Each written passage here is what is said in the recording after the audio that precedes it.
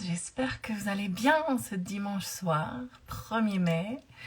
Joyeux 1er mai à tous. Je ne suis pas une spécialiste des astres, mais apparemment on vient de rentrer dans un portail énergétique assez puissant. Je ne sais pas si vous le sentez, avec la nouvelle lune d'hier soir.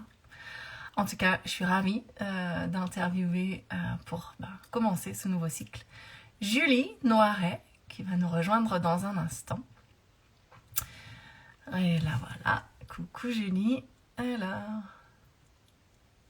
hop,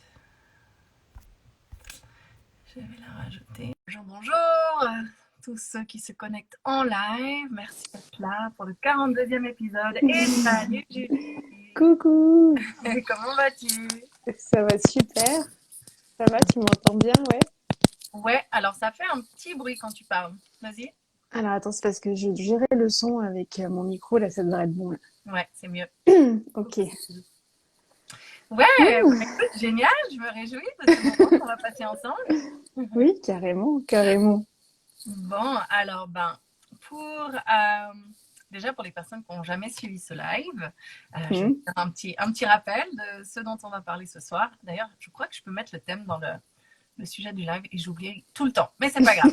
Euh, donc, ce soir, on va parler dharma, ce sujet qui me tient tant à cœur, puisque je suis convaincue qu'on a tous un dharma à vivre, puisqu'on s'est incarné, donc on a tous une vérité, un chemin d'accomplissement à vivre. Et ouais, je suis convaincue que la vie n'est pas faite pour être subie, mais vraiment pour être appréciée, qu'elle soit enthousiasmante et inspirante et nourrissante pour tout un chacun. Et j'évoque souvent le fait que ce terme qui est issu de la philosophie du yoga est souvent traduit par mission de vie, qui est une expression qui pour moi est très lourde de sens et qui met la pression. Et que du coup, moi la première, on se sent un peu petit quand on se dit mais moi une mission, voilà. Il y a des personnes dont le dharma c'est de faire des grandes choses, entre guillemets grandes, parce que souvent les grandes choses, j'entends écrire des bouquins ou aller voilà, contribuer à l'autre bout du monde, mais en fait, faire des grandes choses, ça peut être justement aussi dans son quotidien. Hmm. Et voilà, et j'ai fait une formation récemment où on nous apprenait que la comparaison, c'est du poison. Et j'ai beaucoup aimé parce qu'effectivement, si on se compare à ces grands hommes qui font des choses, voilà, on se dit encore plus, ah non, mais moi, je suis personne pour faire Hmm. de grandes choses. Alors que si, en fait, à partir du moment où on s'inspire nous-mêmes et on inspire les personnes de notre quotidien à être la meilleure version de nous-mêmes et d'eux-mêmes aussi, eh ben, on vit son dharma, tout simplement. Mais comme tout ça, c'est beaucoup de mots, de concepts, l'idée de ces lives, c'est d'utiliser un parcours de vie en fil conducteur pour donner une autre, tu vois, une autre facette de cette boule à facettes des milliards d'êtres humains que nous sommes et de montrer que ouais, ça peut prendre plein de formes différentes. Donc ce soir, c'est ton parcours de vie, Julie, sur lequel on va bouger. Donc déjà, un grand merci d'avoir accepté l'invitation. Ouais, merci à toi, surtout. Voilà. Donc pour la petite histoire, la plupart des personnes que j'interviewe, enfin non, ça dépend. Il y en a que je connais, d'autres pas. Là, en l'occurrence, avec Julie, on se connaît puisqu'on habite dans la même région. D'ailleurs, un grand merci à Carolina de nous avoir mis en contact. Et on a eu la chance de se rencontrer dans un événement il y a quelques semaines et j'ai pu participer à une cérémonie du cacao menée par Julie et c'était super. Et voilà, je trouve que Julie a un parcours super inspirant et on a tout de suite connecté. Donc voilà, c'est avec grand plaisir que je t'interviewe ce soir. Ok. Donc, eh bien, pour commencer, tu sais que moi, je fais pas grand-chose dans ces interviews, à part être là comme un contenant pour recevoir ce que tu as à déposer. Et donc, Planifier une date, oui. voilà, et du coup, je vais te demander si tu pouvais, pour les personnes qui ne te connaissent pas, te présenter. Donc, dis-nous qui tu es, Julie. Déjà, j'ai 42 ans et demi. Voilà, je chemine comme beaucoup d'individus et de femmes sur Terre. Et pour ma part, avec une vie de famille, une passion, un métier très présent, la nature, incontestablement présente chaque jour. Et je dirais avec pas forcément une quête de sens permanente parce que je pense que je finirais par m'épuiser, mais avec l'envie que finalement ce que je fais pour moi serve déjà à commencer par ma famille et puis finalement mettre pas en péril les autres et puis en même temps permettre à tout le monde d'y trouver son compte. Donc voilà, peut-être une vision utopiste d'un souhait de notre monde, mais je dirais que le yoga m'a beaucoup apporté justement en ce sens, dans le fait de se sentir dans l'unité en fait, avec ses semblables, mais avec le vivant et voilà. Donc je dirais que je fais mon petit bonhomme de chemin, c'est bien, je suis contente. Je dois avoir allé un jour par mois qui est en bad mood où je dis oh mon Dieu mais qu'est-ce qui se passe, c'est une catastrophe. Et puis le reste, voilà, ça fonctionne bien quoi, je suis contente. Donc voilà donc. Je ne sais pas si tu voulais que je fasse une plus grande description. Non. De toute façon, non, comme je t'ai dit, c'est vraiment à l'intuition, au feeling, comme ça vient. Donc, une humaine qui fait son petit bonhomme de chemin en se fiant à ses ressentis et avec quand même une notion de contribution, si j'entends bien ce que tu dis. Ouais, c'est ça. C'est ça. Le fait de cheminer, comment dire, d'être dans pas ce besoin, mais cette envie permanente d'être bien, en fait. Voilà, juste bien. Ça peut être juste au niveau alimentaire. Est-ce que j'ai assez mangé? Pas assez mangé. Bon, ben ok, je suis bien. Est-ce que j'ai assez pris le soleil aujourd'hui? Bah tiens, non, j'ai encore envie. Enfin, des choses très très primaires et basiques. Et j'aime beaucoup parce que ça me ramène juste à moi. Et derrière, en fait, une fois que ces besoins-là sont bien satisfaits, parce que je trouve que parfois on se pose pas vraiment la question, est-ce que je me tiens assez droite pour manger? Est-ce que voilà, et d'être dans ce bien-être permanent fait qu'en fait on contribue, je trouve, pour soi-même et puis pour les autres. C'est Ouais. en tout cas ma vision, quoi. Ouais, bah déjà tu fais quoi? Pas mal de choses, mais ouais, pour moi, se sentir bien, c'est clairement un bon guide qu'on est justement sur son dharma, puisque comme je l'ai dit au début, je suis convaincue que la vie est faite pour être vécue et pas Mmh. survécue. Même si, et puis on y reviendra, ça ne veut pas dire que voilà que l'humeur est au beau fixe tout le temps. Tu l'as dit, toi aussi, tu as des creux de vague et c'est juste normal en fait, ça fait partie de l'expérience humaine. Et du coup, j'adore parce que tu es une des seules qui se présente vraiment sans aller directement à ce que tu fais, mais vraiment à Ah ce oui. que tu es, dans ce que tu fais, mais pour toi, dans ton quotidien, des petites choses. Du coup, est-ce que tu pourrais nous dire ce que tu fais voilà, en termes professionnels juste pour que les personnes qui nous écoutent aient un petit Mmh. cadre de référence pour savoir ensuite de quoi on va parler. Alors aujourd'hui, on va dire, j'ai plusieurs activités différentes parce que je pense que justement ma vision, en tout cas, de la vie et la façon dont j'aime vivre les choses, c'est dans la passion. Donc, j'ai une activité dans, on va dire, l'achat et la distribution de tisanes, mais surtout la préparation de recettes au travers Nasté. J'ai aussi une activité dans laquelle j'organise des retraites, alors qui se rapprochent de plus en plus de cérémonies cacao sacrées, quand même, c'est-à-dire le fait d'organiser des retraites ou des formations sur le thème du cacao pour amener cette approche justement autour du cacao, tout simplement, dans sa pratique, dans sa consommation, dans sa transmission de cette plante médecine. Mais je dirais que globalement, j'aime ce rapport comment dire, à la plante médecine, les plantes sacrées. J'aime aussi le fait de pouvoir transmettre ce qu'on m'a transmis, hein, parce que je n'invente rien. Et je cite Camille Pelloux sur ce thème-là dans son livre, je crois que c'est La femme chamane, qui dit qu'en fait, elle qui est naturopathe, elle ne fait que retransmettre, peut-être avec ses mots, quoi qu'il en soit, ce qui existe déjà sur Terre depuis des millénaires, mais simplement elle les transmet à sa façon. Et c'est vraiment comme ça que je vois les choses. Et la façon dont je les retransmets, bah, ça va impacter, accrocher avec certaines ou certains et pas avec d'autres. Et puis c'est OK puisqu'on sait que le monde fonctionne comme ça.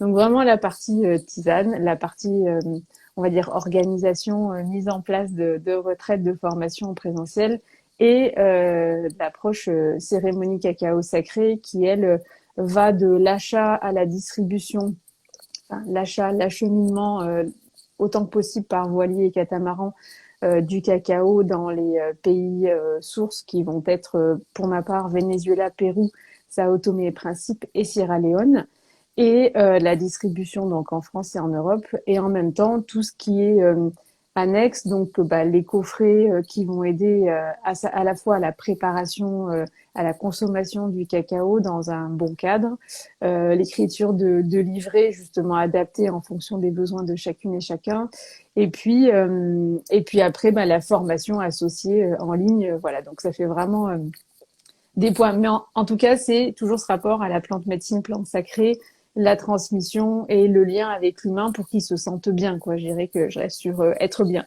Ouais. Focus. Être bien, mais avec une vraie casquette d'entrepreneur qui a plusieurs, du Mm. coup, entreprises, entre guillemets, ou en tout cas activités à son actif et que tu mènes, Mm. que tu mènes de main de maître depuis chez toi, en tout cas. C'est ça. Oui, et puis en fait, je calculais, c'est marrant parce qu'on en parlait tout à l'heure avec mon mari. On va dire que ça fait 22 ans que je suis en âge de travailler, on va dire depuis mes 20 ans.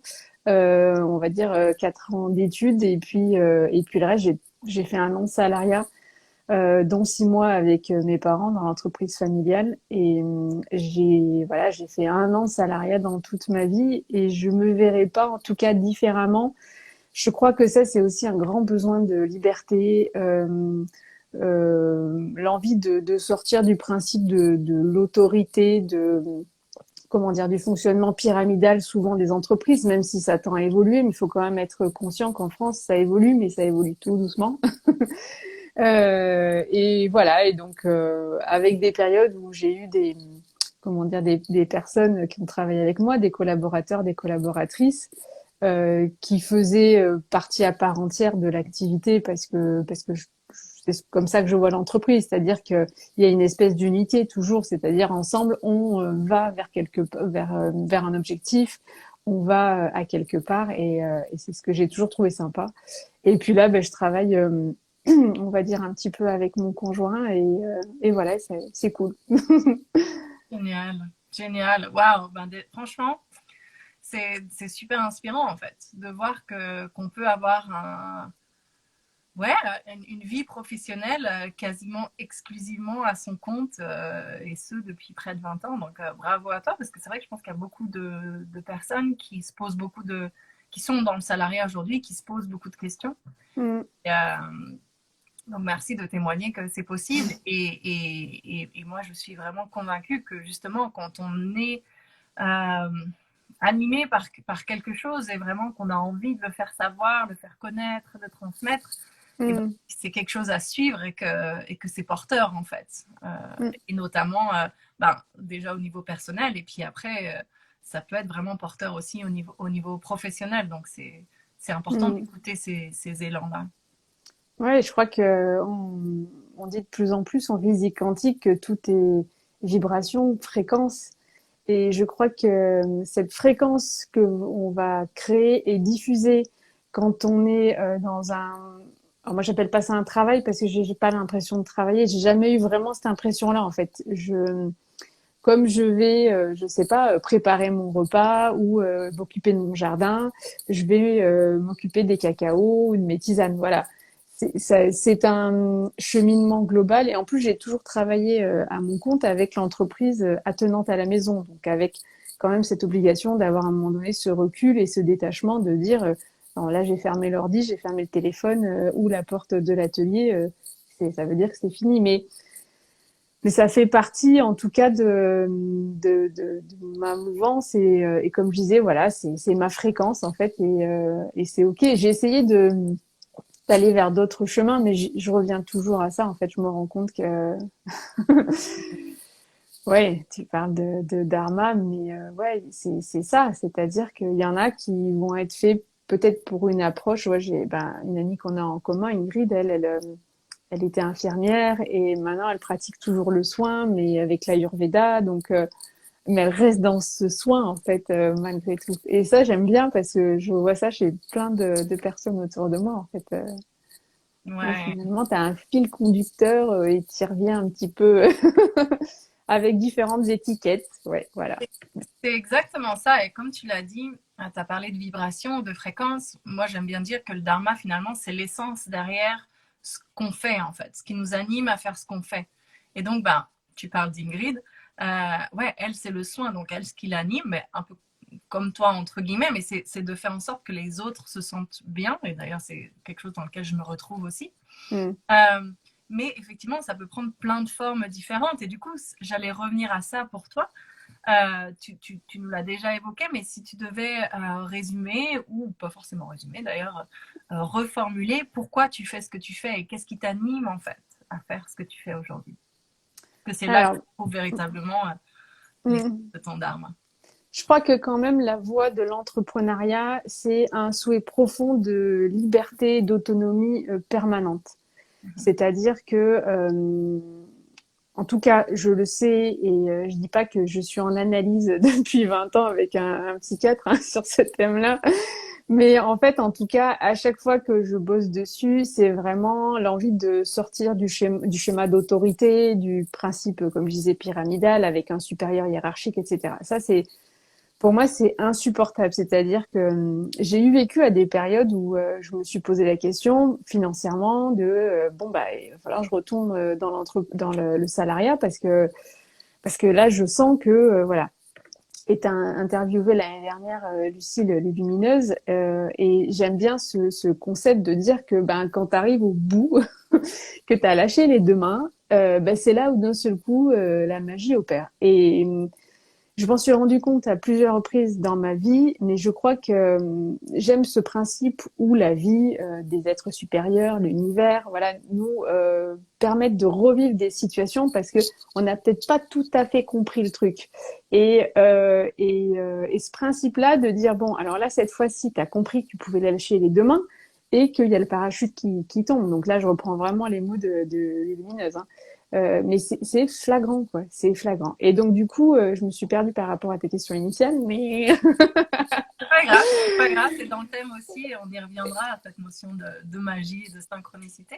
Mais du ouais, coup, ouais, je te demandais ce qui t'animait. Et du coup, c'est ouais, ça, c'était plus par rapport à exact. l'entrepreneuriat et cette Mm, valeur de liberté qui est si forte chez toi, qui fait que même dans les moments où tu avais l'impression que peut-être ben, ça marchait plus et il fallait mm. rallier les rangs de ce que la logique et ce que la norme voudrait, j'imagine l'univers te soutenait et te présentait une nouvelle opportunité ou quelque chose. Ouais, c'est carrément ça. Et c'est le fait d'être animé, en effet, ouais, par ce souhait de liberté. C'est-à-dire que, bon, on a le projet, comme je t'en ai parlé, de vendre notre maison, de sortir un petit peu de ce schéma matérialiste pour aller vers du minimalisme, c'est-à-dire trois fourchettes, trois couteaux, trois cuillères. J'aime bien cette idée-là, ça me fait rire. Et du coup, tu vois, de pouvoir dire, OK, donc là, on a réduit encore au minimum, mais pas par comment dire par nécessité financière, non, par besoin d'expérimenter. Et je vois que quand j'arrive à ce stade-là, bah, la balance voilà fait le nécessaire pour me montrer la voie, un autre chemin, peut-être un nouveau lieu, peut-être des rencontres de nouvelles personnes, etc. Mais en tout cas, ce qui m'anime, c'est ce désir d'être libre de mes choix, de l'heure à laquelle je me lève, de ce que je vais déjeuner le matin, de comment je vais structurer ma journée. Et ça, je crois que c'est vraiment ce qui m'anime en priorité. Et comment dire, et je le souhaite profondément, donc pour moi, pour ma famille, mais pour tous ceux autour de moi qui sont dans cette comment dire, situation inconfortable où il y a l'expression française qui est pas très polie, qui est avoir le cul entre deux chaises, mais c'est vraiment ça. Et quand je vois des personnes qui sont là-dedans, parce que je l'ai vécu, voilà, j'essaie de leur insuffler en tout cas ce que je peux, que ce soit trois mots, que ce soit juste un contact, voilà, avec la main, mais voilà, ça va aller parce que si tu suis un petit peu ton désir profond et de pourquoi tu as envie d'être libre, pourquoi tu as envie de te mettre à ton compte, qu'est-ce qui t'anime au plus profond de toi, ben c'est là que derrière les choses opèrent et émergent en fait, tout simplement. Hmm. Ouais, ouais. Donc, tu dirais qu'à travers tes retraites et tes produits, tu cherches à transmettre la liberté et l'expérience, en fait. Mm, mm. Je résume. Ouais. Je vais te remercier, tu vas me dire combien je te dois à la fin pour la séance. Mais oui, oui, c'est ça. C'est-à-dire, je dis pas que j'aimerais que tout le monde soit libre sur la planète, mais ça rejoint ce que tu disais au début. Et ça, j'aime beaucoup l'idée de pourquoi on vient ici. Je me suis toujours posé la question de est-ce qu'on vient ici pour... Alors des fois, je suis un peu rude, hein, mais je l'assume aussi. Mais est-ce qu'on vient ici pour travailler, payer des impôts, acheter de la nourriture et mettre du carburant dans sa voiture, même si aujourd'hui c'est compliqué de sortir de ce schéma pour la voiture en tout cas, ou est-ce qu'on vient ici pour expérimenter la vie, prendre ce que la planète et Mère Nature nous donne, la possibilité de faire son jardin, d'être peut-être autonome à 50%, et de pouvoir travailler de soi-même, que ce soit en faisant des bracelets, en donnant des cours de yoga ou en vendant ses légumes, tu vois. Moi, c'est comme ça que je vois la vie, c'est-à-dire que j'ai pas assez, même si j'ai voyagé, mais j'ai pas passé suffisamment de temps dans les autres continents, que ce soit l'Afrique, que ce soit l'Amérique du Nord, l'Amérique du Sud ou l'Asie, même si j'ai passé du temps en Inde. Mais globalement, je pense qu'il faudrait passer, comme toi tu l'as vécu, une dizaine d'années dans un pays pour pouvoir éventuellement s'inspirer, en tout cas, de leur fonctionnement et dans leur relation à la vie, à la mort, au travail, etc.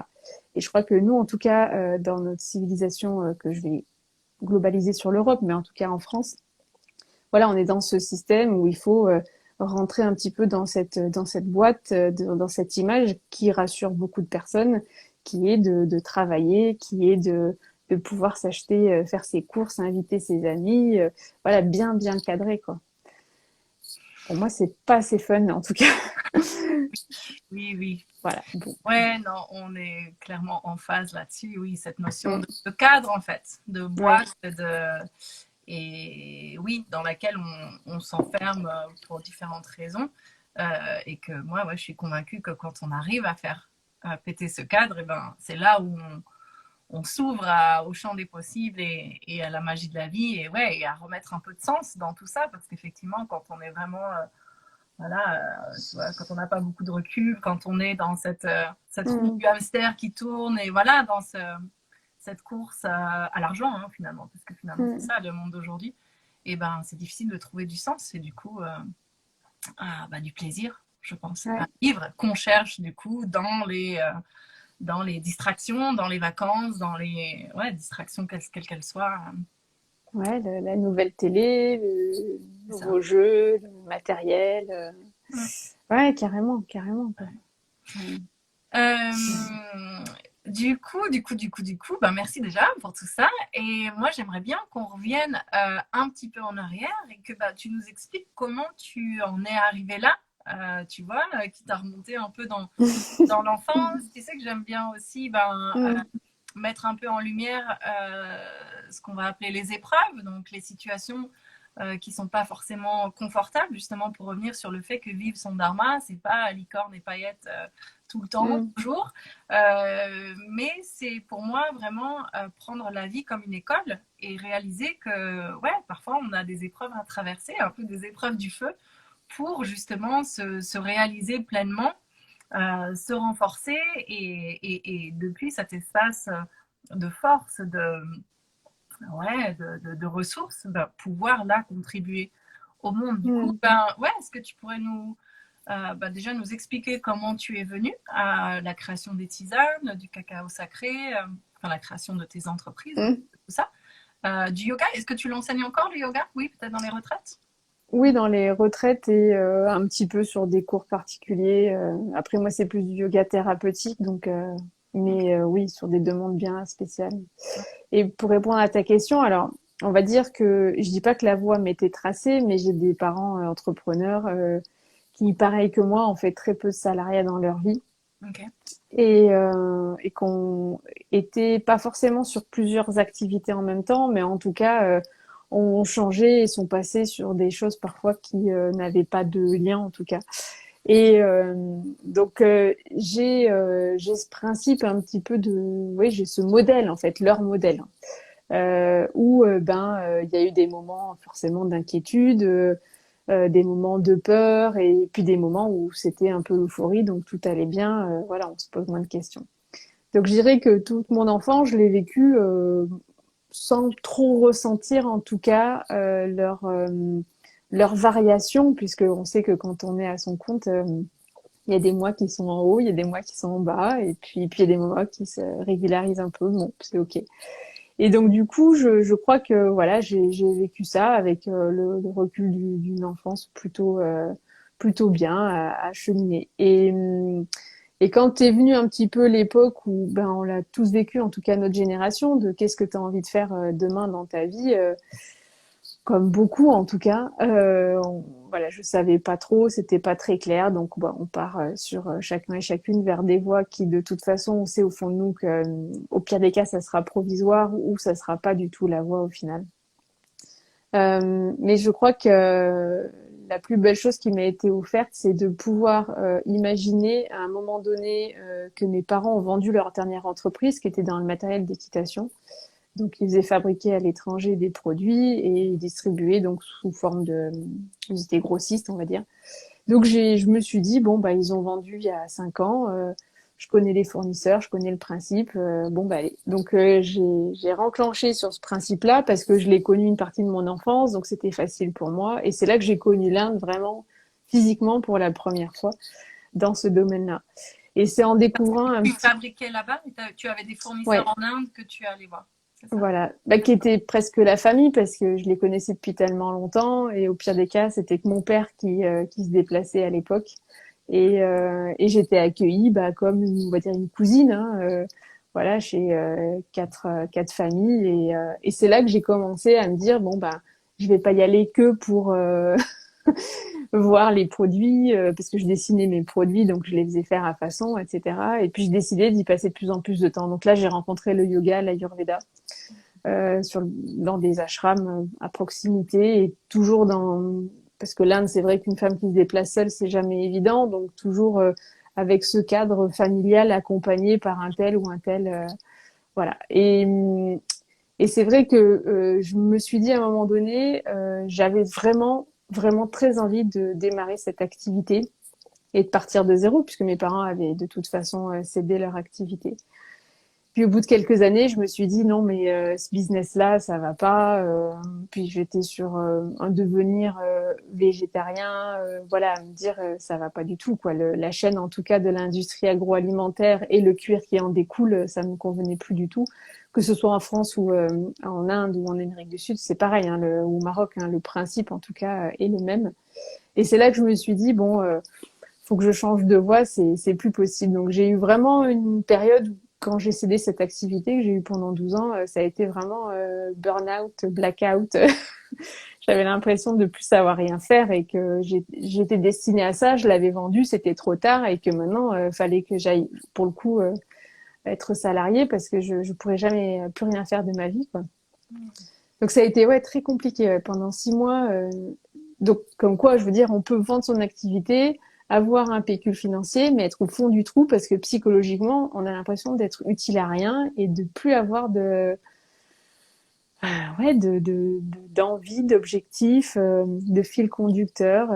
Donc c'est assez extraordinaire quand on en parle plusieurs années plus tard, parce que c'est toujours pareil, hein, quand on descend au fond du trou, c'est là où qu'on puise en fait, qu'on se rend compte qu'on a une énergie vitale extraordinaire et qu'on puise une énergie pour remonter et puis aller vers autre chose. Donc pour le coup, là, pendant quelques temps, j'ai fait de l'accompagnement pour des personnes qui souhaitaient vendre leur activité. Puis j'ai aussi aidé des personnes qui souhaitaient se mettre à leur compte.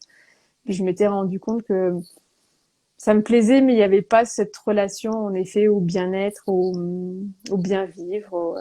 Donc voilà. Et c'est là que j'ai rencontré mon mari, voilà, qu'on a eu notre fils, etc., qu'on a cheminé vers, en tout cas, une voie commune qui est être bien, vivre bien, demain avoir un lieu, pouvoir accueillir celles et ceux qui veulent venir, avec aussi cette envie de pas de se détacher, mais en tout cas de pouvoir fonctionner avec ce système en perdition actuel et fonctionner vers autre chose, voilà, qui apporte du bon et du bien à tout le monde et celles et ceux à qui, en tout cas, ça parlera, quoi. Hmm. Donc je dirais que c'est de l'entrepreneuriat, c'est sûr, parce que ben c'est comme ça que je le vis, que c'est en tout cas ma voie et je le sens que ça le sera pour toujours. Alors peut-être que quand je serai à la retraite, j'écrirai des livres, hein, je porterai plus des sacs de cacao. Et puis le cacao, c'était quand même même si la partie création de tisane, c'était une première révélation en tout cas, parce que c'est là où je me suis retrouvée. J'ai retrouvé quand même mon essence par rapport à la plante, par rapport à la terre, etc. Et puis je sortais de ce contexte cuir aussi qui pour moi était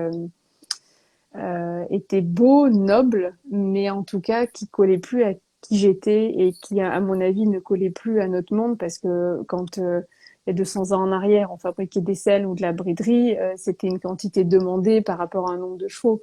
Alors que là, on est rentré dans un système où c'est pour un souhait, un désir, comment dire, de loisir. C'est plus pour travailler la terre ou j'exclus les armées, etc. Mais en tout cas, voilà, là aujourd'hui, c'est devenu un business pour le loisir.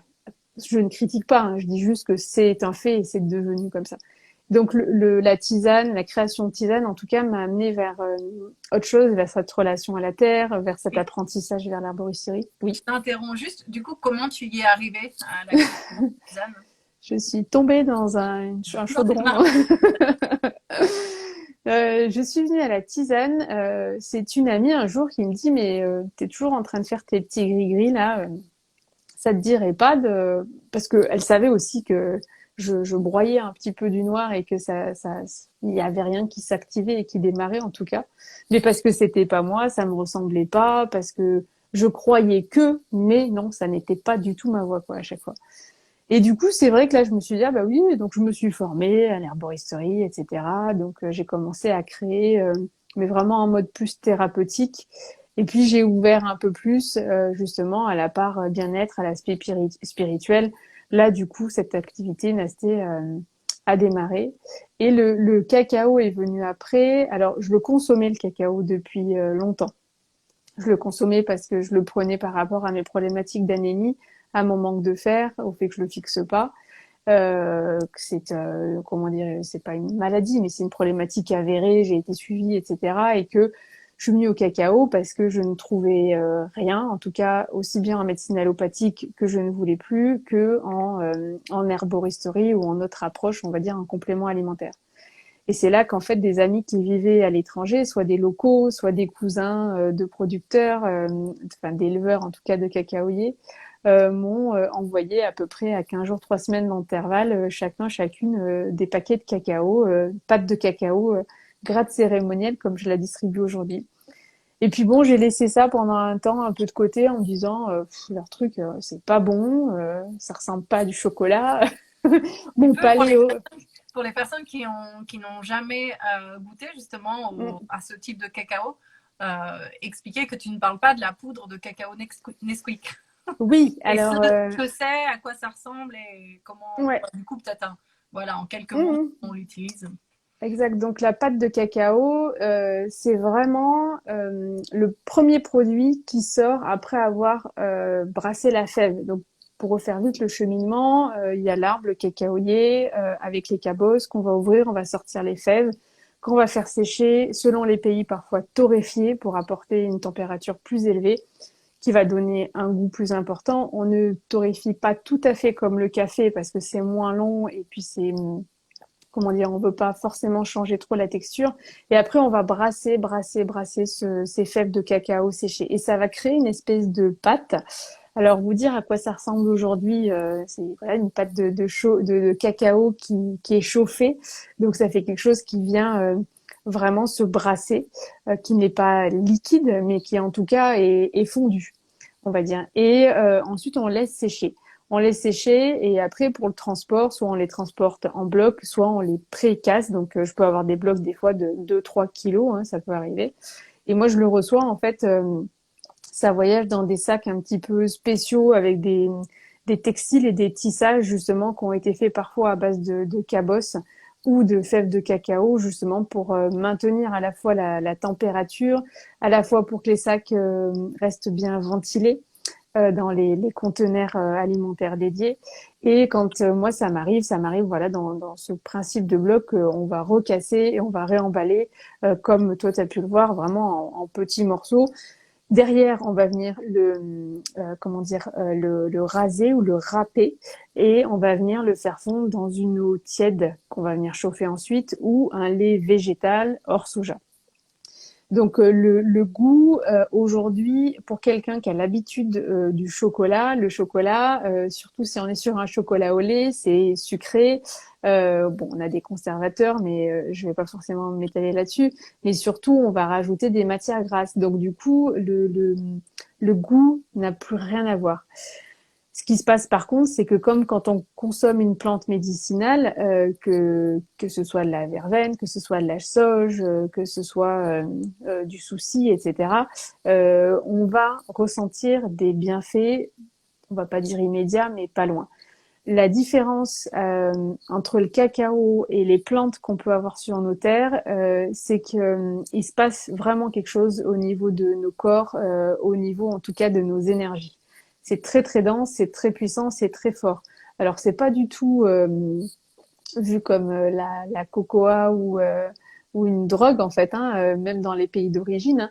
C'est simplement un super aliment, donc qui va apporter énormément de nutriments et sur le plan énergétique et etc. Donc qui va vraiment nous permettre de recevoir en tout cas un certain dynamisme. Et c'est pour ça qu'on conseille de le consommer à jeun le matin ou en tout cas à 2h30 d'un repas et plutôt on va dire au plus tard, pardon, aux alentours des 16h, 17h parce que en effet, il peut amener une certaine dynamique. Donc c'est ce principe de pâte de cacao. Okay. Merci. Donc voilà, pour ceux qui ne connaissaient pas, on ne parle pas de la poudre, c'est vraiment pour effectivement en avoir commandé, reçu et goûté. C'est comme des morceaux en fait. Pas des morceaux de chocolat dans le sens où c'est pas une tablette bien dessinée avec ses petits carrés, c'est des petits cailloux en fait, un peu plus ou moins gros. Ouais. Exactement. J'ai souvent le retour de personnes qui ne le connaissaient pas, qui me disent on dirait de la petite roche ou de la roche brisée, parce qu'il y a vraiment des variantes de couleurs, ça fait des strates. Alors il y a le brassage hein, qui a créé ça, mais d'une origine à une autre, en effet, il va y avoir des couleurs. Le Sao Tomé par exemple, c'est une terre volcanique et le cacao, il est pas rouge, mais vraiment il a des couleurs avec vraiment de l'orange et du rouge. Donc le feu des terres volcaniques donne l'impression de ressortir en tout cas à travers lui quoi. Donc c'est cette approche au travers le cacao qui m'a amené encore vers autre chose et où je me retrouve un peu plus en tout cas tant sur ma relation à la terre, ma relation forcément aux autres, mais dans cette approche du bien-être et du bien-vivre et de pouvoir en tout cas apporter sur nos terres européennes une matière qui n'est pas évidente à trouver en tout cas ou qu'aura été acheminée par d'autres biais que ce que j'utilise, c'est-à-dire en voilier ou en catamaran à des saisons bien précises. Quoi. Pour minimiser l'impact écologique. J'imagine que tu fais ça. Ouais. Complètement, donc, c'est un produit qui est pensé et qui est... c'est quoi le mot que je cherche oui, envers lequel, depuis le producteur jusqu'à toi, il y a cette notion de révérence et de sacré presque, qui est vis-à-vis du produit, vis-à-vis des producteurs, vis-à-vis de la terre, vis-à-vis du consommateur final. Ouais, carrément. Et le fait de... J'expliquais tout à l'heure que quand je reçois mes blocs qui sont assez importants, il y a des jours où je ne brise pas de cacao parce que pour moi, énergétiquement parlant, c'est pareil, je ne fais pas de recette de tisane si je ne me sens pas bien, si ce n'est pas le jour, ou voilà, que en tout cas ma météo intérieure n'est pas OK. Comme le préconise l'Ayurveda. Excuse-moi, je te coupe. Oui, oui, carrément. Et, ouais, c'est un Exactement. principe que j'aime beaucoup de l'Ayurveda Mm. qui dit qu'en fait, ben, quand on prépare quelque chose, quand on cuisine, ben, toutes nos émotions, tout ce qu'on est, tout ce qu'on dégage va dans ce qu'on prépare. Et c'est pour ça qu'on a tous senti la différence entre quelque chose qu'on a préparé à la va-vite, ou même, je ne sais pas toi si c'est le cas, je fais une petite aparté, mais c'est vrai que depuis que je suis sensible à ça, je mange plus du tout de la même façon à l'extérieur, dans des restaurants comme j'ai pu le faire avant, Mm. parce que je suis consciente de ce qui se passe dans les cuisines, sans y être, mais voilà, que ça se passe dans le stress, avec des mots forts, voilà, pas forcément du respect de l'humain. Et du coup, ben, je suis consciente que ça arrive dans ma nourriture et c'est de ça aussi dont je vais me nourrir. Et quand tu as conscience de ça, ben, c'est vrai que tu choisis là où tu Mm. manges et tu cuisines pareil. Alors, ça m'arrive hein, parfois, parce que encore une fois, je ne suis cuisinière et j'imagine que toi aussi, parfois, il faut préparer un truc rapidos pour les enfants et tout ça, mais voilà, autant que faire se peut, d'être conscient de ça, c'est Mm. vraiment important. Et je crois que l'Ayurveda m'a beaucoup apporté à des périodes différentes de ma vie, mais c'est très très rare que chez nous on va manger un plat réchauffé, par exemple. Mhm. C'est-à-dire que on vérifie bien la quantité. Alors on n'est pas parano à tout peser, hein, mais on vérifie la quantité on pèse hein, tout simplement pour être sûr que on soit dans des poids qui nous permettent de pas voilà nourrir 6 personnes alors qu'on est que 3. Et Mhm. j'aime ces principes parce qu'en même temps, c'est ce que tu disais, on sent tout de suite les énergies de la personne ou des personnes, comme le fait des fois que moi je dis bon bah je prépare pas à manger aujourd'hui, c'est pas le jour.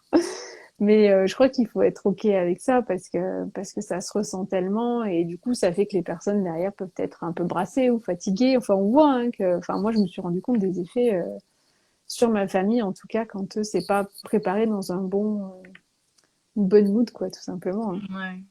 Ouais, pour ceux qui ne connaissent pas l'Ayurveda, c'est la petite sœur de la science du yoga et que j'aime bien, moi, dans les grandes lignes, pour faire simple, comparer à notre naturopathie.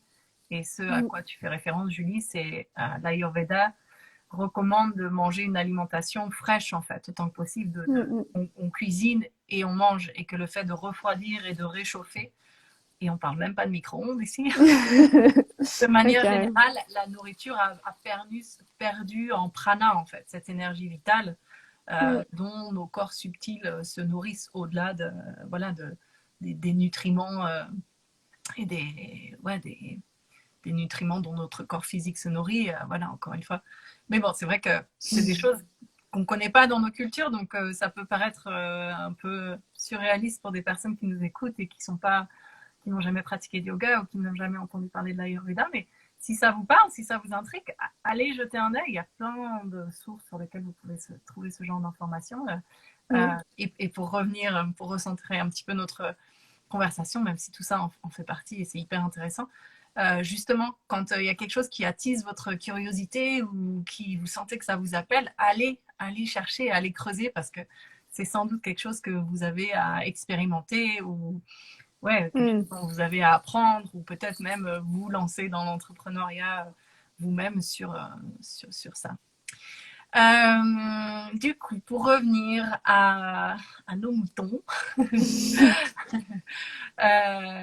oui, alors oui, j'aimerais juste que tu reviennes. Donc, tu disais que plusieurs personnes te parlent du cacao au même moment Mm. pour aller vers la partie de l'interview que j'aime tout particulièrement, qui est celle de la magie, des synchronicités et du soutien de l'univers quand justement on ose s'engager sur ce chemin du dharma. Je le dis un peu à chaque épisode, mais s'il y a des personnes qui n'ont jamais écouté les épisodes jusque-là, de rappeler que le dharma, c'est pas une destination en soi, et c'est vraiment le chemin en tant que Mm. tel.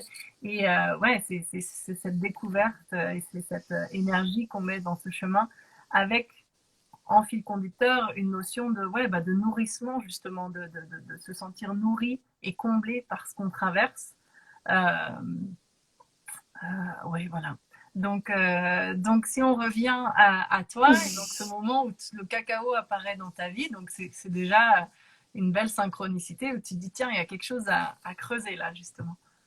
Ouais, ouais, carrément. Et Et donc déjà à l'époque, je suis suivie par un praticien en Ayurveda, donc qui essaie de m'accompagner, par une hématologue, pareil, qui essaie de trouver une solution pour mes problématiques. Et puis là, le cacao m'arrive, donc je reçois la valeur de presque 6 kilos en un mois et demi, quoi. Ah, Et je me rappelle qu'à l'époque, mon mari me dit, bon ben, qu'est-ce qu'on va faire de tout ça? Je sais pas. Donc, et puis petit à petit, je reçois les infos, mais pas tout de suite en décalé, ou mes amis ou me rappellent en disant, mais en fait, t'as utilisé, t'as consommé. Je dis, mais je sais pas comment, comment on fait? Parce que le manger comme ça m'emballe pas plus que ça, voilà. Et donc petit à petit, ben voilà, il m'explique, ben nous voilà comment on le consomme chez nous, ou à quel moment. En tout cas, les quatre personnes me l'ont envoyé par rapport à mes problématiques d'anémie à l'origine, hein, ce cacao-là. Donc bon, je commence à en consommer de temps en temps. Donc c'est une fois par semaine, une fois tous les 2 mois. Donc c'était pas très régulier. Et puis quand même, le fait de d'écourter l'espace-temps entre chaque prise, je me suis rendu compte quand même des effets. Et puis les analyses de sang, de toute façon, ont montré que oui, en effet, ça agissait clairement, quoi. Donc j'en ai consommé de plus en plus. Voilà. J'ai expérimenté ça donc plusieurs années. Mon fils est arrivé, j'ai fait une hémorragie de la délivrance, donc forcément derrière je me retrouve dans une situation où j'étais retombée très bas. La grossesse aussi fait hein, qu'on manque en ferritine, on peut être anémie. Donc rien d'anormal, mais l'hémorragie de la délivrance, justement pour le coup, m'avait vraiment amené très très bas. Et puis j'avais mis de côté le cacao parce que je ne savais pas vis-à-vis de l'allaitement, etc. Et puis une amie là au Pérou me dit mais si, t'inquiète pas, tu peux, il y a aucun problème. Sauf que en tout cas le médecin qui me suivait ici en France me disait ah non non, qu'est-ce que c'est que ce truc? Bon, puis je me suis dit même si j'en prends que de temps en temps, on va bien voir les effets. Donc j'en consommais pas beaucoup en tout cas le temps de l'allaitement. Et puis dès que j'ai arrêté d'allaiter, j'ai repris vraiment cette régularité, en tout cas cette consommation qui était d'environ 2, 3 fois par semaine. hmm. Et puis bon, en parallèle, j'avais débuté Nasté l'activité de création de tisane et je sais pas pourquoi, ça s'est passé l'année dernière au printemps où je me suis dit mais en fait j'arrêtais pas de rêver que j'écrivais un livre sur le cacao, que je parlais du cacao, de toutes les histoires, de tout ce que j'avais vécu avec ces amis-là, en plus de ce que je vous ai raconté là. Et c'est vrai que du coup, je me suis dit, bah oui, mais comment? Mais je sais pas si je vais pouvoir. Et puis en fait, tout s'est mis en route, mais comme si j'avais 3 personnes derrière moi qui travaillaient avec moi et qui disaient, allez, si, si, on va faire ça, allez, si, si, on va faire ça. Et en fait, les textes me sont venus, donc j'en ai fait corriger certains par des amis pour être sûr que j'étais quand même pas à côté du truc et qui à chaque fois me disaient mais non, mais c'est précisément l'histoire, c'est précisément la façon dont on te l'a transmis, ne t'inquiète pas, vas-y, continue. Donc Et ça, on c'était est... un petit livret Alors oui, que tu pour le as écrit coup, sur ouais. le sujet Mm. à mettre avec les commandes de cacao, c'est ça? Voilà, il y a le livret, puis il y a aussi bah, finalement tous les textes qui sont sur le site internet, tout ce que je peux partager en fait à chaque fois que je vais faire des publications ou que voilà, je vais donner, en tout cas transmettre. Mais c'est vrai que ce qui était rigolo, c'est que, en tout cas, je trouve qu'en France, on a tellement été habitué à, il faut un diplôme, il faut un certificat pour valider que tu as les compétences de. C'est ce que j'ai fait quand j'ai passé mon diplôme de yoga aussi. Hein, c'est que, mais je pense qu'on peut recevoir, et c'est ce qui se passe par exemple dans le chamanisme, en tout cas à l'étranger. Je parle pas de l'Europe ou de la France, mais il y a des savoirs comme ça qui n'ont pas de certificat ou de niveau. Et j'aime beaucoup cette image parce que finalement, quand on sort de ces schémas-là et qu'on a la capacité à retranscrire et en tout cas à amener des énergies. Et moi, ce que je voulais, c'était pouvoir vendre du cacao cérémoniel sur les terres européennes, mais sans oublier en fait à la fois l'histoire d'origine, mais aussi notre histoire à nous en Europe. Qui n'est pas la même que l'Amérique du Nord, qui n'est pas la même que l'Asie, où vraiment vendre du cacao, ou en tout cas transmettre et partager le cacao et le cadre cérémoniel en France, nécessitait pour moi de ne pas oublier notre histoire celte, païenne, voilà, où on a depuis toujours et depuis des siècles et des siècles une relation, en tout cas, à la nature, à notre planète, qui est déjà présente et qui est inscrite, en tout cas, dans nos racines. Donc, c'était pouvoir mêler tout ça de la manière la plus juste possible pour que les personnes qui consomment le cacao n'oublient pas l'origine, mais ne s'identifient pas et ne viennent pas surtout s'approprier, voler l'histoire d'origine et les traditions de ces pays qui ne sont pas les nôtres et les traditions qui ne sont pas les nôtres en tout cas. Donc Ouais, c'était c'est un important. petit peu... Ouais. Cette notion d'appropriation culturelle, c'est vrai elle ressort beaucoup dans le yoga aussi Mm. et j'entends aussi dans le cacao et je trouve ça super chouette que tu le mettes en avant. Ouais. Euh, du coup, tu nous as déjà partagé certaines synchronicités et même cet élan où tout d'un coup tu te dis mais si, mais c'est ça et puis ça s'est fait, et c'était fluide et ça devenait Mm. naturellement et tu avais l'énergie pour. Est-ce qu'il y en a d'autres? Est-ce que justement, l'idée c'est de montrer à quel point, ouais, justement, quand on ose se lancer, on est soutenu en fait, et les bonnes rencontres se font au bon moment et les opportunités se présentent. Mm. Est-ce que tu le vis toi régulièrement? Parce que c'est très souvent la réponse qu'on me fait, mais en fait c'est tout le temps les synchronicités. Mm. Et Ouais, c'est là ouais, que je dis carrément. yes, j'ai trouvé les bonnes personnes pour parler du dharma parce que je suis convaincue qu'en fait, c'est la synchronicité qu'on voit aujourd'hui comme spéciale et comme un signe et comme magique, euh, Mm. on pourrait la vivre au quotidien en fait, parce que c'est ça la réalité de la vie. Ouais, carrément, carrément. Et j'ai eu à enfin, je le fais encore. C'est-à-dire que je me suis rendu compte qu'il y avait 3 grades, en tout cas pour moi, hein, 3 niveaux de validation, mais surtout 3 niveaux d'appel. Donc il y a ce qu'on appelle, bon, bah, au bout de la troisième fois, on te parle de telle chose ou de telle personne. Bon, derrière, la personne nous appelle ou on l'appelle, voilà, et il se passe quelque chose. Ça, c'est un fait. Mais par contre, moi, quand je parle des 3 niveaux, c'est que premier niveau, bon, on te dit c'est ton chemin, ça sera pas super fluide, mais bon, c'est pas mal. Si tu as envie d'aller là, bah vas-y. Bon, du coup, c'est comme si on venait quand même nous épauler solidement pour pas que on tombe à chaque fois qu'il y a un trou, quoi. Deuxième grade, c'est toujours pareil par rapport à mon vécu, c'est bon, ce chemin il est pas mal. On t'a dit que nous c'était là-bas, tu peux aller là. Ok, bon, par contre, on va un peu t'aider, mais tu vas quand même avoir des trous, hein, donc il y aura des trous sur ton chemin.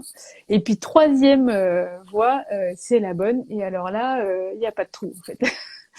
Et donc c'est vraiment moi comme ça que je vois le truc, c'est-à-dire qu'à partir du moment, parce que ça nous arrive à tous, je veux dire, on n'est pas tout le temps sur la voie, l'autoroute Voilà. nickel fluide. Hein.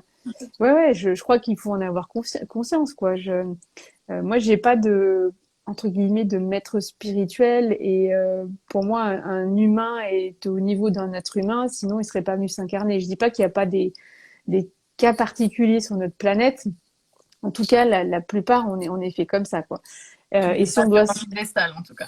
oui, voilà, ouais, c'est un peu comme ça que je ressens les choses. Et du coup, ce que j'aime bien, c'est que quand tu es sur sur cette autoroute, en tout cas sur ce chemin tranquille où tout s'organise, là, les messages, ils sont démultipliés en fait. Les messages de synchronicité, c'est-à-dire que c'est comme si, de toute façon, cette voie, elle est tellement bien tracée que tu as même un imprimeur qui t'appelle en disant bah, je suis pas loin de chez vous, j'ai entendu dire que vous cherchiez, je sais pas par qui, vous cherchiez quelqu'un pour imprimer avec du papier recyclé, moi j'en fais, bon bah voilà. Et là, tu te poses même pas de question d'aller voir 3 autres imprimeurs pour comparer un prix parce que tu dis bon ben c'est bon, terminé, je vais là et puis point.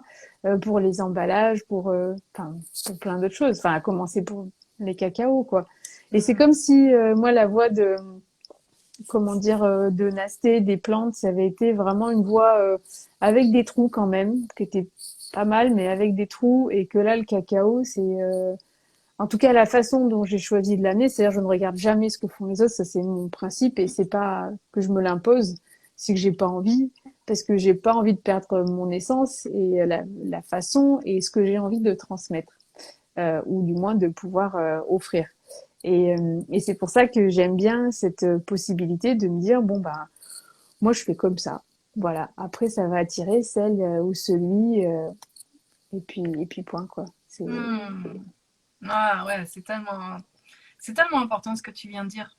Parce qu'aujourd'hui, on parlait là, enfin, j'évoquais cette expression, la comparaison c'est du poison, et c'est vrai qu'on, surtout à l'ère des réseaux sociaux, où on regarde tout ce qui se fait, tout ce qui se passe, et on a vite tendance à se dire, oh là là, mais elle a fait ça, et moi je le fais pas, et tout ça.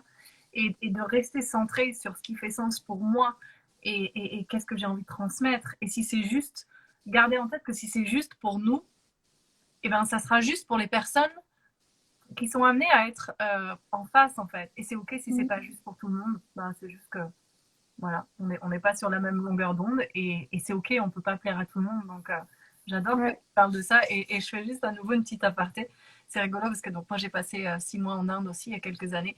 Et à la fin de mon séjour, j'avais très envie de faire une séance d'astrologie védique. Et donc l'astrologie, voilà, issue des Védas, qui sont les sciences dont sont issus le yoga, etc.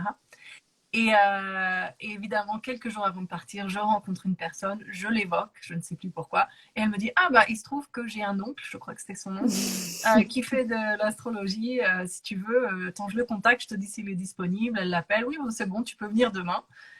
Et donc j'y suis allée, et une des choses qu'il m'a dit, j'ai pas tout retenu parce que je pense qu'il avait beaucoup, beaucoup, beaucoup parlé. J'avais essayé de prendre quelques notes, mais j'ai pas tout retenu, mais peu importe, en fait, souvent quand je fais des consultations de ce genre, je reviens pas pour tout relire, mais je me souviens de l'effet que ça m'a fait et du ressenti que ça m'a apporté. Et je me souviens qu'il m'avait dit que ma vie jusque-là, c'était comme si j'étais sur un chemin très justement chaotique avec beaucoup de trous, mais dans une voiture très confortable. Et qui fait que, tu vois, j'avais avancé, mais que j'avais senti un peu les remous, mais pas trop. Donc je trouve ça super rigolo que tu amènes cette image de la route et des trous. Ouais, ouais, ouais, c'est vraiment ça. C'est-à-dire, bah, soit ouais, t'es dans une bonne voiture et même s'il y a des trous, tu les sens pas. Toi, tu es Soit dans du coup, un tuk-tuk. Tu sais, oui, oui, ouais, c'est soit ça là où ça secoue bien là. Ouais, ah, c'est clair. génial. Ouais, en tout cas, c'est beau de voir que ouais, ton aventure avec le cacao sacré, elle est clairement, Mm, ouais, elle fait clairement partie de ton dharma quand on voit comment c'est venu et comment ça se passe aujourd'hui pour toi. Donc, génial et merci d'inspirer tous les entrepreneurs ou futurs entrepreneurs qui nous ont mm. peut-être suivis ce soir ou en replay. Ouais, on arrive déjà au terme de cette heure ensemble. Est-ce que tu aurais un dernier partage, un dernier conseil Mhm. à transmettre pour les personnes qui n'osent pas encore se lancer ou voilà, Mm. qui veulent aussi avancer sur ce chemin d'accomplissement? Ouais, je dirais que dans un premier temps, c'est que dans l'agitation ou dans la peur, on est dans l'incapacité de prendre une décision et de trouver en tout cas un des trois chemins, en disant que le meilleur sera en effet sans trou, ou du moins dans une voiture super confortable. Et, euh, et l'autre chose aussi, c'est de pouvoir vraiment sentir avec son cœur. Donc, il existe plein de possibilités hein, pour pouvoir s'aligner, en tout cas à soi et à son cœur. Le cacao, d'ailleurs, en fait partie. Mais c'est vrai de la lithothérapie aussi. Enfin bon, il existe énormément de techniques, hein, mais globalement de pouvoir se relier à son cœur parce que c'est là que vraiment, en tout cas moi je le sens comme ça. On va pouvoir aller sur le meilleur chemin et pouvoir se lancer en se disant j'ai lâché les deux mains, c'est possible. Ça exclut pas d'avoir des peurs. Hein. Je veux dire, on en a toi et moi. Il y a des moments forcément, on se pose des questions, mais il y a quand même quelque chose qui fait que on avance, on chemine et on a foi en nous, on a foi en notre avenir, en notre famille, en notre projet, en nos envies. Et ça, c'est un truc qui est tant qu'on l'a pas vécu et ressenti, on peut même pas s'imaginer à quel point c'est bon, ça fait du bien et c'est important parce qu'on chemine finalement derrière ben, beaucoup plus en paix, enfin en paix tout simplement quoi. Hmm, ouais, ouais. Donc, oser lâcher les rênes, même quand ça fait peur, s'il y a de Mm. l'excitation, suivre ça et faire confiance et avoir foi que si c'est Ouais. le chemin, Ça se fera de manière fluide. Et si c'est le mauvais, entre guillemets, parce que j'aime même pas cette notion-là, mais ça sera juste un petit peu plus chaotique, mais que chaque expérience est Ouais, une expérience, justement. Il y a pas d'échec, ou en tout cas, moi, c'est pas ouais. comme ça que j'aime voir les choses. On apprend et on prend justement ces expériences moins sympas comme des redirections. On dit, bah non, Ouais, c'est pas carrément. là, et hop, ok, ben je reviens. Je Tu reviens. sais, j'aime bien cette image que souvent je relie au cacao, mais pour les personnes qui ne connaissent pas. Et pour moi, c'est la même chose quand tu es justement sur ton chemin. Euh, c'est euh, c'est de se dire, c'est comme, tu sais, l'excitation où bon, bah, t'as un amoureux ou une amoureuse et tu sais, c'est vraiment le début, des fois les prémices et t'as tellement cette espèce de d'énergie, d'excitation que tu sais même pas comment la gérer tellement c'est fort et tu te donnes rendez-vous sur un point, une rencontre, un lieu et là jusqu'à pouvoir être à proximité, voilà, ça fuse en fait. Je dis pas que c'est ça H24, mais il y a quelque chose comme ça, c'est-à-dire que dans la journée, d'un seul coup, tu as une nouvelle idée, ou tu as envie de faire comme ça, ou tu veux emballer ton colis comme ça, parce que tu te dis, oh, ça va être encore plus joli, ou, et tu vois, c'est vraiment ça, je trouve, Mm. cette espèce d'excitation qui te monte, et Ouais, ouais, voilà. enthousiasme, ouais, complètement d'accord. Mm. Du coup, pour terminer, est-ce que tu veux nous parler de ton actualité du moment? Où est-ce qu'on peut te retrouver? Peut-être pas s'il y a des nouvelles retraites à venir. Alors, actualité du moment, oui, sur cérémonie cacao sacré, il y a toutes les infos courantes. Il y a la création d'un super projet avec Mélanie, une amie qui est en Suisse. On a créé les prêtresses du cacao et on crée des formations justement en présentiel. Donc, il y en aura une cet été, fin août en France. Enfin, je dévoile des trucs et elle va me taper dessus. Non, je rigole. Une en France et une en Suisse à venir. Et puis avec Léa, une retraite qui aura lieu le 10, 11, 12 juin aux alentours de Gap, vraiment sur le thème du cacao, voilà, avec plein de choses super sympas. C'est tout sur le site Cérémonie Cacao Sacré et sur, en tout cas, mon compte Instagram. Et cette formation en ligne que tu as lancée aussi, Ouais, si on a voilà, et là, envie d'en savoir exactement. plus sur tout ce que le cacao sacré a à nous apporter. Voilà, et les tisanes et les thés justement sur la partie Nasté qui a aussi son site internet et son compte Instagram NASTHES. Super. Eh Voilà. ben, un grand merci, Julie. C'était Merci à super, toi. vraiment. Merci beaucoup, beaucoup. Puis au plaisir de se voir bientôt. Ouais. Ça va pas tarder. Merci à tous ceux qui étaient avec nous en live ce soir. Et puis pour les autres, je mets le replay et il y aura un lien YouTube aussi si c'est plus facile pour vous de regarder ces interviews sur YouTube. Ok, Euh, merci à tous et merci à ouais, toi. merci, merci. Passez une belle fin de journée et de week-end. Et à très bientôt, Julie. Et au revoir tout le Merci. Bye monde. bye. Ciao, ciao. Bye. Ciao.